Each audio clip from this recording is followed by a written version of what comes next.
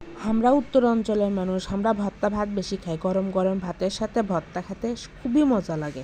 আসসালামু আলাইকুম বন্ধুরা, আপনারা সগলি ক্যাঙ্কা আছেন। আজকে আমি আপনাদের সামনে একটা ভর্তা নিয়ে এসেছি, টাকি মাছ দিয়ে সর্ষের ফুল ভর্তা। চলেন আমরা রান্নাটা এখন শুরু করি। প্রথমে আমি চুলাটা জ্বলানো, কড়াইটা চুলের উপর দিছি।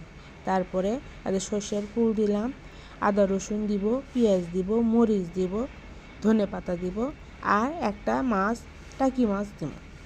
আমরা এই টাকি মাছে কই ষাটি মাছ।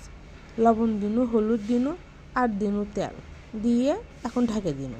আপনারা হয়তো জানেন না, আমরা কিন্তু এই টাকি মাছ খালি পেঁয়াজ দিয়ে ভর্তা করে খাই, কিন্তু এই জায়গার মানুষেরা শুনেছি সরিষার ফুল দিয়ে ভর্তা খায়, সেটা নাকি সেই স্বাদ লাগে। কথাটা শুনে আর দেরি করলাম না, বাজারের থেকে সরিষার ফুল নিয়ে এসে আজকে ভর্তা করার চিন্তা ভাবনা করছি। যেই কথা সেই কাম। আর দেখেন ভর্তা তো আমি করিচ্ছি। আপনারা কি জানেন, এগুলা ভর্তা খেতে আসলেই অনেক মজা লাগে যদি গরম গরম ভাতের সাথে খাওয়া যায়।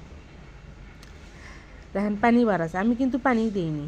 এরম করে খালি লাড়বেন আর লাড়বেন, লাড়ে লাড়ে লাড়ে লাড়ে একবারে শুকনো করে ফেলাবেন। তারপরে এনা তেল দিবেন।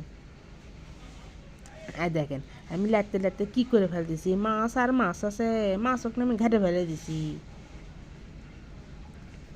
আর আমাকে এখন ভাজাভাজি শেষ, আমি এখন পাটাত বাটবো।